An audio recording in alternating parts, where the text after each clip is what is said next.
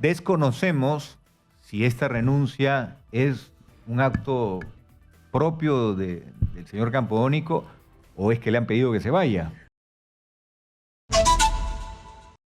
Que está con nosotros aquí en los estudios, conversó durante muchas semanas sobre este tema. La verdad que nos estuvo advirtiendo constantemente de lo que iba a pasar. Lo tomamos en principio de una manera muy relajada, muy tranquila, hasta que este tema ha ido escalando hasta este momento con este desmadre, porque ese es el término correcto de lo que está pasando con la petrolera estatal. Pedro, ¿cómo estás? Muy buenos días, bienvenido a Exitosa. Qué gusto tenerte aquí en los estudios. A tus órdenes. Bien, ¿cómo le podríamos decir al peruano de a pie, que nos escucha a nivel nacional, que este es un problema serio, sin mucho tecnicismo? Básicamente, saber que los peruanos tenemos un combustible económico y limpio, que es el gas natural, que podríamos pagar la mitad de lo que hoy pagamos en todo lo que tiene que ver con transporte, por ejemplo, o el consumo eléctrico en los hogares, y que por falta de suficiente gerencia, administración, tenemos solo 4 millones de peruanos que se benefician cuando podríamos estar diciendo que ya hay 20 millones de peruanos en este momento o más. Entonces, ese es un tema muy importante. Si no tuviéramos los recursos para darle un escudo de protección a las familias peruanas, con un ahorro enorme en momentos de una crisis mundial importante, pero tenemos cómo y no lo estamos haciendo con la pericia. Bolivia nos gana en ese tema. Colombia, ni qué decirlo. Ese es un primer punto. Y el segundo punto, habría que tener la información precisa, y yo creo que esto debería ser materia de investigación de carácter administrativo, por cuántas veces el señor Campodónico se ha dirigido al Ejecutivo para pedir salvataje. ¿Cuántas veces ha hablado de la gestión que recibió de la anterior administración? Porque esto no es algo que aparece de la noche a la mañana. Acá hay un proceso que va agravándose. Entonces, cuando se está perjudicando a la población, porque hay dos hechos aquí. En los lugares donde ha estado, ya se está regularizando, pero hay lugares donde ha habido desabastecimiento y hay lugares donde se ha incrementado el precio de manera sustantiva. Por ejemplo, una persona que usa gasolina de 95 me decía que había tenido que pagar las últimas semanas 50 soles más, porque se había disparado el precio, y eso tenía que ver con el hecho de que había doble flete, porque tenían que venir los camiones cisternas a Lima y de Lima regresar al norte para hacer abastecer los grifos. Entonces, estamos hablando de que si el día 10 de octubre la Dirección General de Hidrocarburos eleva un informe diciendo solo tenemos para 5 días de inventario país, es una situación de alarma. No se puede tomar tantos días para responder. Sí, ahí hay una inacción, ¿no? Además, los datos que tú has mencionado, concreta, ¿no? Calificación anteriores, calificación de la deuda como deuda basura, primero 750 millones de dólares de préstamo que no se podían pagar en el calendario previsto y pidieron que sean a su vez reprogramados. Luego viene el pedido de mayor apoyo porque la situación es crítica. Entonces, ese detalle es muy importante, porque yo no creo que sea bueno para el país que dejemos, como se dice, dorar la píldora y que el señor Campodónico es responsable de todos los males del Perú. No me parece justo ni correcto. Hay que verificar por qué hemos llegado a este nivel de crisis y que eso sirva de lección, porque de lo contrario corremos el riesgo de volver a las mismas. Sí, bueno, en el caso de Campodónico, yo lo que estaba criticando era su salida. Creo que era un momento bastante difícil como para poder dar un paso al costado. Creo que tendría que haberse imbuido en la situación y darnos mayores detalles de lo que estaba pasando con la petrolera estatal. Lo he escuchado solamente en una entrevista respecto a su salida, pero no daba mayores detalles de cómo es que había encontrado Petroperú. Con lo cual sí, de alguna u otra manera es responsable, porque él tendría que habernos dicho claramente cómo es que estaban las cosas, no de enterarnos en el camino de que estaban faltando combustibles justamente por esta situación de querer ocultar de alguna manera algún tipo de información. Esto ya era un tema que se veía venir, tú lo comentabas claramente, que no había capacidad de pago por parte de Petroperú a las embarcaciones que estaban llegando con con el combustible aquí para ser descargado, ¿no es cierto? Desconocemos si esta renuncia es un acto propio del señor Campodónico o es que le han pedido que se vaya. Otro tema importante también es que el directorio depende de la Junta General de Accionistas y ahí es el Ministerio de Economía y el Ministerio de Energía. ¿Quién nombró a la anterior administración que agravó el problema de Petroperú? Fue también el propio Estado, el propio gobierno. Entonces, en cualquier empresa de esta importancia en cualquier parte del mundo, evidentemente la Junta General de Accionistas tiene que investigar a fondo que este problema no se repita porque se ha generado un daño al país. Hay una responsabilidad, es como el oxígeno al ser humano. No se puede cortar la arteria con la que la economía peruana se mueve, el transporte para que las personas puedan llegar al estudio, al trabajo. Todo eso se ve impactado, se vive una zozobra. Entonces, ¿y esto cuánto nos cuesta? Nos cuesta un monto que si lo invertimos en, por ejemplo, $100.000 que pueda costar cada camión de carga con gas natural licuefactado, estaríamos hablando que con $1.000 millones, ¿cuántos podemos comprar, adquirir y modernizar el sistema de transporte, haciendo más productiva la economía peruana y dándole calidad y servicio mejor a la gente? Claro, como en todo, ¿no? Ya el mundo obviamente está viviendo otro episodio, otro capítulo y se habla de energías renovables, ¿no? Cambio de matriz, pero nosotros estamos obviamente en una situación compleja porque no hay todavía esa toma de decisión y estamos viviendo todavía del consumo de los combustibles o los hidrocarburos, ¿no? Que son altamente contaminantes también. Pero cuidado, eso significa transición energética, claro, justa y eficiente, y eso en el mundo se llama la combinación de gas natural con energías renovables. Gas natural en transporte, donde no llega la electromovilidad, que según el informe alemán, debe ser de 10% para el 2030, en el mejor escenario 20%, el 80% restante, ¿cómo queda? ¿Con diésel, con gasolinas o con gas natural? En los hogares el gas natural puede ayudarnos por 23 años por las reservas del gas barato, el lote 88, y en el sector eléctrico, tarea pendiente también, donde el gobierno tiene mucho que decir, ¿por qué no avanza el sol y el viento para defender tarifas eléctricas competitivas? Se sabe que el 20% ya podría usar sol y viento sin añadir un costo adicional y sin afectar la calidad del servicio público. Claro, lo que tú planteas es interesante respecto al uso de nuevos componentes energéticos. El tema es que exista la decisión para hacerlo. Yo hasta ahora no veo un plan que realmente sea público, en el que te digan vamos a tener un nuevo manejo de la energía en el país que vaya más allá de lo que ya hemos venido utilizando, ¿no es cierto? Ahora, a propósito de Petroperú, todo el mundo señala qué vamos a hacer con la petrolera estatal una vez que se resuelva esta situación. O sea, primero, ¿cómo lo vamos a resolver? Yo no sé si finalmente 2.250 millones de este salvataje sea lo único que se necesite para poder sacar a Petroperú del hoyo en el que se encuentra. No se ha dado un informe claro y eso corresponde al Congreso de la República requerirlo. Yo creo que este tema que afecta a todas las familias peruanas tiene la importancia debida. Y ya el Congreso debía haber citado a la ministra y que se diga hasta dónde llega la crisis de Petroperú, porque no podemos estar de sorpresa en sorpresa sobre el costo que significa para la economía esto, ¿no? Claro, parece que la gente no entiende lo que está pasando. No se trata solamente de que no encuentres gasolina en un grifo. De lo que estamos hablando aquí es que el dinero que se está utilizando es dinero de todos los peruanos, que puede haber sido utilizado perfectamente para otros sectores que lo están necesitando, por ejemplo, el sector de educación y salud, que hace tiempo están haciendo agua, ¿no? Mira, si nosotros aprovecháramos el gas de Camisea en un proyecto de petroquímica, por ejemplo, produciríamos urea y nunca hubiéramos tenido que sufrir la vergüenza mundial de tener 4 licitaciones que han caído, y eso no es demostración de caso fortuito. Eso es incapacidad. Donde sea, en cualquier parte del mundo, que se caigan 4 subastas es incapacidad. Bueno, tú lo has dicho. Esta semana tenemos dos noticias lamentables, ¿no es cierto? Lo que ha pasado con Petroperú y lo que estaba pasando con el proceso de compra de urea.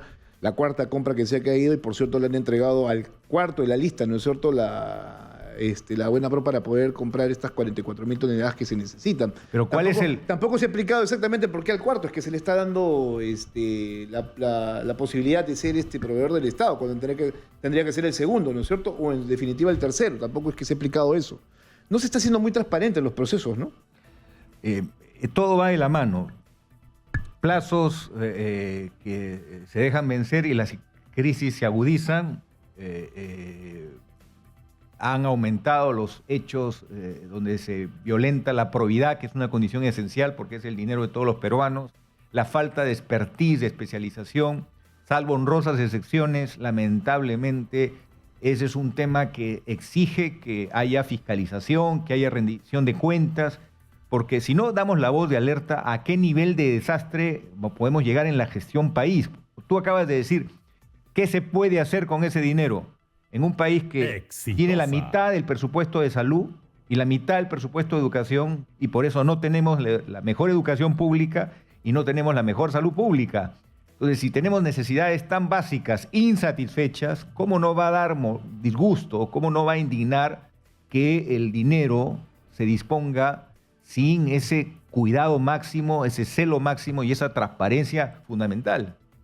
Dime una cosa, bueno, es que en realidad este tema de Petroperú toca, pues obviamente, diferentes tipos de enfoques, ¿no? Que pasan por gestión pública, manejo, por ejemplo, de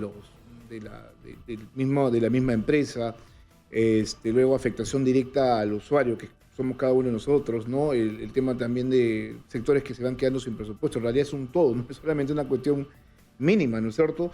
Yo hasta ahora no sé, el señor ministro de Economía no ha dado mayores detalles respecto a este salvataje.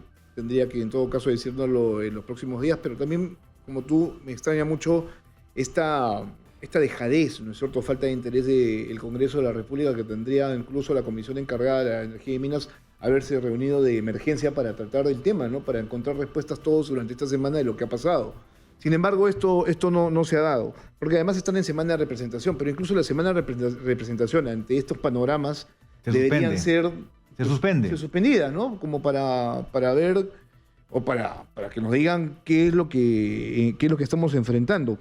Desde el año 2019, Petroperú es una empresa que no produce, ¿no es cierto?, que no refina, que básicamente importa el petróleo, ¿no? Está importando el 100% del producto que suministra a un estimado de 40% del mercado interno. Claro, y en ese sentido yo te pregunto, ¿qué tanto va a servir la refinería de Talara? Porque uno se pregunta en todo caso, ¿para qué está? Habían plazos, ¿no es cierto? Se decía que en este mes de noviembre iba a empezar a funcionar. Exitosa. Sin embargo, según entiendo, esto no va a ser así.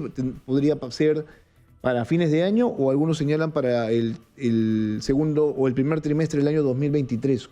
La refinería ya está en su etapa final, la modernización, que ha sido muy onerosa.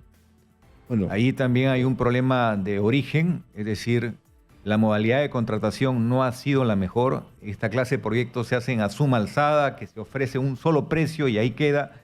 El precio original fue de 1 y ha terminado en 5.7. Estamos hablando de $1.000 millones, casi $6.000 millones. Eso, de acuerdo a la opinión de los distintos especialistas, significa que se va a amortizar a lo largo de 20 años. Es un plazo largo y la utilidad no era lo que dicen. Estamos hablando de una utilidad que, por lo pronto, por el alto costo que ha tenido, es 5% el estimado. Es decir, no es un negocio muy rentable. En su momento era importante modernizar Talara hasta el año 2004, pero llegó el gas y el protagonista era el cambio en la matriz con este combustible más limpio y más económico. ¿Cómo quisiera que el Perú hubiera invertido esos recursos en una infraestructura extraordinaria hacia el mercado interno con esta gran obra?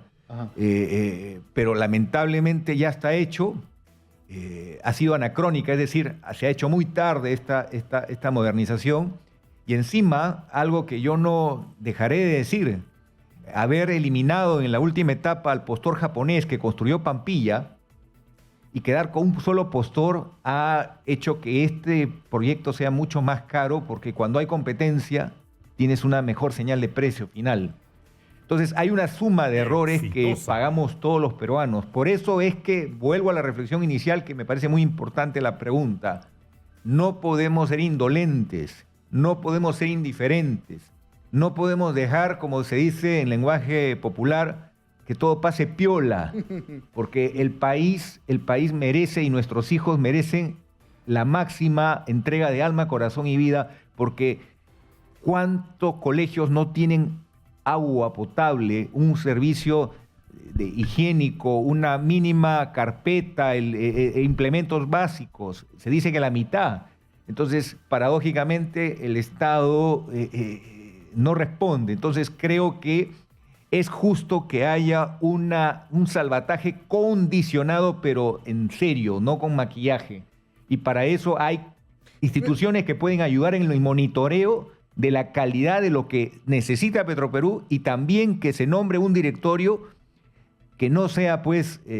politizado. No solamente politizado, sino Que no, nombrar a un improvisado, sino tiene que ser gente calificada, pero ojo, alguien que se respeta a sí mismo va a exigir condiciones, autonomía, no que si no se acepta un capricho o una insinuación de favorecer a alguien indebidamente te cuesta el puesto. Entonces, tienen que generarse lo que en Colombia, no tengo que irme a Francia, en Colombia hay empresas estatales que funcionan con cultura corporativa. Es más, la distribución del gas natural tiene como socio principal a una empresa municipal del Estado, para que vean la diferencia. Debemos dejar en claro una cosa, estamos hablando de una industria estratégica, o sea, no estamos hablando de cualquier industria, estamos hablando obviamente de una industria que mueve a todo el país. Cuando hay situaciones, por ejemplo, en el conflicto externo, lo primero que se cuida son las industrias estratégicas y esta es una de ellas. Exitosa. Por eso es que tendríamos que poner bien el foco respecto a esta situación y por eso lo estamos analizando con Pedro Gamio el día de hoy, para que ustedes sepan claramente qué es lo que está pasando en el país y que esto sí es una muestra directa, ¿no es cierto? Una comprobación de incapacidad y de presunta corrupción también. Entonces es un tema bastante amplio, el tema energético aquí en el país que está haciendo agua también. Me estaba recordando Pedro Gamio que no solo tenemos el problema de la refinería de Talara, que todavía no empieza a funcionar, sino lo que está pasando al interior del país con el oleoducto también parado, que es una coladera, está completamente picado, ¿no es cierto? Hay fugas de manera constante y tampoco es que eso se resuelva. Entonces estamos en un país con un serio problema energético. Pedro, te preguntaba sobre la refinería de Talara, sobre cuál es el estimado realmente para su funcionamiento y si esto será una solución al fin y al cabo, ¿no? Si es que podrá refinar lo que necesitamos en el mercado interno para no seguir dependiendo de la importación, que de por sí es bastante cara. Eso tiene directa relación con los activos de Petroperú. A Petroperú hace ya algunos años se le entregó el lote 64. Era un lote que tuvo una empresa canadiense que se llamó Talismán. Tuvo un primer éxito en un pozo exploratorio, o sea, descubrió. Pero no se ha desarrollado, ese programa exploratorio no se ha terminado. Petroperú no tiene capacidad técnica ni tiene capacidad económica para completar esa tarea. Es urgente que busque un socio estratégico que le dé capacidad técnica y capacidad económica. El gobierno ha anunciado que también le da el lote 192 de la selva norte, donde están las reservas mayores de líquidos del país. Tampoco Petroperú, es más, cuando ya lo puede tomar, se ha negado a hacerlo porque no tiene los recursos para operar este lote. Entonces, de nuevo, necesita un socio estratégico que le dé capacidad técnica y capacidad económica. Esta es una empresa estatal, netamente, o sea, es nuestra, ¿no? Por años se ha estado hablando, por ejemplo, de la privatización de Petroperú, pero no sé si esto se consiga. Cuando tú hablas de un socio estratégico, estamos hablando de que podría funcionar... De una grande en el mundo. Claro, o sea, una asociación. Una asociación que significa, y estoy seguro que lo primero que van a pedir es: yo voy a poner mi dinero, voy a poner mis cuadros técnicos, la mayoría del resultado la tiene esta empresa y Petroperú tendría que aceptar una participación minoritaria que ya le es útil de todas maneras, porque no va a poder cumplir con los desembolsos. Estamos hablando de una inversión millonaria en la selva. En cambio, en Talara se están venciendo los contratos y en Talara hay un beneficio. La refinería está cerca, los montos de inversión son menores que en la selva, la recuperación del capital es más corto el plazo. Entonces, el sentido lógico es que haya un cambio, que los lotes que no puede asumir Petroperú tenga, si se quiere, un porcentaje pequeño de participación para que gane experiencia, y en Talara hay una posibilidad mucho más realista pero tomando en cuenta el termómetro de su verdadera capacidad de caja. Porque insistir en darle todo y al final no se haga nada es absolutamente crítico. Entonces, y también un encargo, por ejemplo, Arequipa, Moquegua y Tacna, tiene el encargo de masificar el gas, tampoco tiene el presupuesto para hacerlo.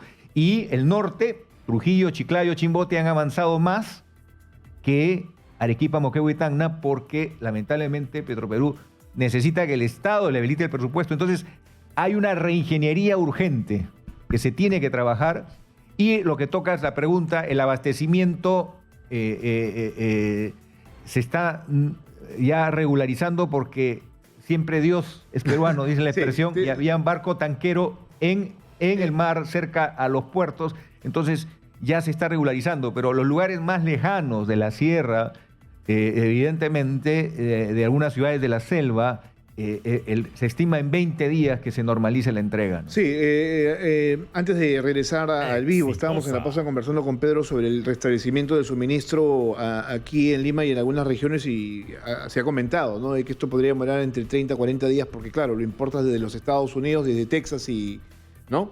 Entonces, Pero son tanqueros que están cerca. Ciudades, ese traslado nomás de petróleo demora al menos un mes. Eso no va a pasar porque ya han estado aquí barcos que estaban a la espera, ¿no es cierto?, de que se les pague para poder descargar. Entonces, lo único que tendría que hacer es trasladarle esa partida a Petroperú, pagar esos barcos y automáticamente poder mejorar el suministro. Ahora, en cuanto a lo que tendría que pasar respecto a quién asumiría el control de Petroperú, se está yendo Humberto Campodónico, la ministra de Energía tampoco es que esté hablando respecto a esta situación. Es más, ahora me entero que el Ministerio de Energía y Minas también está como que medio descabezado, no hay viceministro de hidrocarburos, ¿no? O sea que es un puesto importante por ejemplo, para poder atender esta situación. No hay viceministro de hidrocarburos, no ayer, ¿ah? Ya estamos hablando de un buen tiempo sin viceministro de hidrocarburos. Tampoco hay una designación permanente de director general de hidrocarburos. Sí, exacto. Y ahora tampoco hay presidente de Petroperú. Entonces, es importante que esto... Eso se llama, pues, gestión pública. Discúlpame, pero por eso, cuando yo inicio este programa y no hago una editorial, sino hago un comentario general de lo que está pasando con este problema, insisto claramente de que aquí hay un hecho probado, pues, obviamente, que se llama incapacidad. O sea, no es criticar por criticar al gobierno como se hace abiertamente, sino es criticar con argumentos, con hechos que son reales y fácticos y que nos está tocando a cada uno de nosotros. Entiendo que las personas están a favor y seguramente muchas llamarán más adelante cuando abramos las líneas y dirán, bueno, ustedes critican constantemente al presidente de la República. Bueno, lo hacemos porque esto es lo que está pasando, es algo que nos va a terminar afectando directamente a nosotros y ya lo está haciendo. Nos está quitando capacidad, por ejemplo, de gasto para otros sectores que sí lo necesitan de manera inmediata. Hay que ser realistas. Y también el Ministerio de Economía y Finanzas, que es accionista de Petroperú, tiene un rol importante. Creo que se hace necesario que vuelva a FONAFE Petroperú, porque hay un protocolo de filtro tecnocrático para asegurar que sean personas calificadas, pero también se trata de dinero de todos los peruanos, que haya una actualización del estudio que se hizo hace un tiempo que mostraba, por ejemplo, que Petroperú tenía 30% de planilla excesiva y básicamente para puestos que no son técnico-operativos. Bueno, el presupuesto del país básicamente se da en planilla y ahora con los copamientos que se han dado en cada uno de los ministerios esa planilla es mayor aún. Así que de eso también habría que hablarlo más adelante. Pero eso no es un mal de ahora, es un mal de mucho tiempo en el sector público. Correcto. Dime una cosa. El Ministerio de Economía del Gobierno está dando esta plata, estos 2.250 millones, 750 antes y ahora 500 de préstamo y 1.000 millones de dólares de aumento de capital social. Lo está haciendo a través de decreto de urgencia. O sea, sí. ¿Eso no tendría que haber pasado por el Congreso? O sea... No, todo decreto de urgencia es una norma temporal y debe ser revisado por el Congreso. Mi pregunta es por qué, te lo digo, porque ¿cómo recuperamos ese dinero? Esa es una pregunta muy pertinente y muy difícil de contestar, porque tiene que ver con mostrar datos que no se han mostrado para saber la dimensión de la enfermedad, para saber qué tan grave está el enfermo. Entonces, esa información no la tenemos clara. Hay empresas especializadas que pueden hacerle un reporte al Congreso de la República, al Consejo de Ministros, para tener la foto exacta de qué tan grave es el estado de Petroperú. Creo que eso, por el desembolso que se está haciendo de lejos se justifica y es importantísimo porque está en juego el futuro del país. Tú lo has dicho, acá es el sistema arterial del Perú. Es el oxígeno para el ser humano, bueno, esto es la energía que mueve a la economía peruana. Desde el colegio seguramente usted que nos escucha también nos ha dicho que las industrias estratégicas no se tocan y se tienen que cuidar. ¿Cuáles son las industrias estratégicas? Agua, luz, hidrocarburos, ¿no? Que son fundamentales para seguir conduciéndonos como país, ¿no? Quisiéramos tener una industria mucho más activa, no la tenemos realmente, pero mira, estas tres son sustanciales, ¿no? La hipótesis, quizás me van a decir ¿cuál sería el ideal, no? El ideal hubiera sido que esos $6.000 millones de Talara, de la modernización de la refinería, más estos 1.000 millones, más 1.250 más, estamos hablando de que el Perú estaría alcanzando a Colombia en masificación con el gas natural. O sea, estamos hablando de lo que el Estado tiene que hacer para defender en momentos tan complicados la economía de todos los peruanos con los recursos que tenemos disponibles, gas natural y energías renovables, y no estamos haciendo lo que debemos hacer. ¿Y quién paga la cuenta de los errores, de dispararnos a los pies? Todos los ciudadanos, el ciudadano de a pie. Discúlpame, pero no son 2.250 millones entonces, pues son 8.000 millones de dólares que hasta este momento los ciudadanos peruanos de este país que pagamos nuestros impuestos estamos invirtiendo en una empresa que hasta este momento pues está mostrando prácticamente en negativo, casi en quiebra. No lo quieren decir, ¿no es cierto? Pero Petroperú en estos momentos es una empresa estatal en quiebra. Yo les he pedido a mis alumnos, porque soy profesor de maestría, que analicen, donde hay ingenieros, economistas con especialización, que analicen este caso y verdaderamente la reflexión es: era necesario en un momento, pero después no era la prioridad y ahora se ha vuelto evidentemente por el sobrecosto de un postor único, que las adendas constantes llevaron a ampliar el presupuesto. Exitosa. En el mundo veamos refinerías nuevas que se hacen a un costo menor. Entonces, alguien tiene que responder por esta suma de ineficiencias, porque nuestro país merece lo mejor de nosotros y estamos afectando y comprometiendo a la siguiente generación, porque las deudas se pagan. Entonces, este es un tema muy sensible y yo insisto en esto porque creo que necesitamos un punto de quiebre, hacer que las cosas tengan ese mínimo de decoro y que se recurra a quienes para eso se queman las pestañas estudiando. Esto es el costo social de lo que hemos venido insistiendo. Pedro, más bien muchas gracias por estar esta mañana con nosotros. Sé que tienes que ir a dictar clases hoy día sábado, que es importante para tus alumnos escucharte. Gracias por estar con nosotros, porque a la larga tú nos has ayudado durante todas estas semanas a advertir un problema que se venía y que se ha dado esta semana con mucho mayor fuerza. En realidad nos has ayudado a evidenciarlo, porque nos has advertido lo que estaba pasando con Petroperú, ¿no? Primero al interior del país, luego aquí en Lima.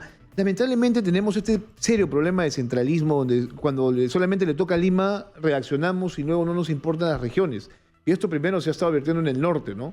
Y luego ya ha ido escalando. Y también esos 20 días, generalmente los últimos días es la tranquilidad para los pueblos las ciudades más alejadas. 20 días, o sea, ahí vamos a notar el problema. Lima casi no lo siente, salvo el precio adicional por doblar el flete. Las personas se molestan, pero consiguen producto. Pero en ciudades del interior llega al final, ¿no? Y ojo, que este problema se va a resolver aquí en Lima seguramente, pero está por anunciarse un paro de transportistas en los próximos días sin combustible. Imagínense, eso es lo que va a pasar. Ahí vamos a ver cuál es el apoyo para el gobierno. Y eso es bien importante. No debemos solucionar o evitar un paro de transportistas yendo al analgésico. Deberíamos comprometer a los transportistas dándole los incentivos, la cuota inicial, el crédito blando, para renovar la flota con gas natural, y sería una solución. 1.000 kilómetros de autonomía y casi 50% de ahorro, en lugar de prometer lo que no pueden cumplir, porque no pueden mantener la devolución de los peajes, no pueden mantener permanentemente la devolución de los impuestos. Entonces, ese también es un tema, no prometer lo que no se puede cumplir. Bien, Pedro, muchas gracias.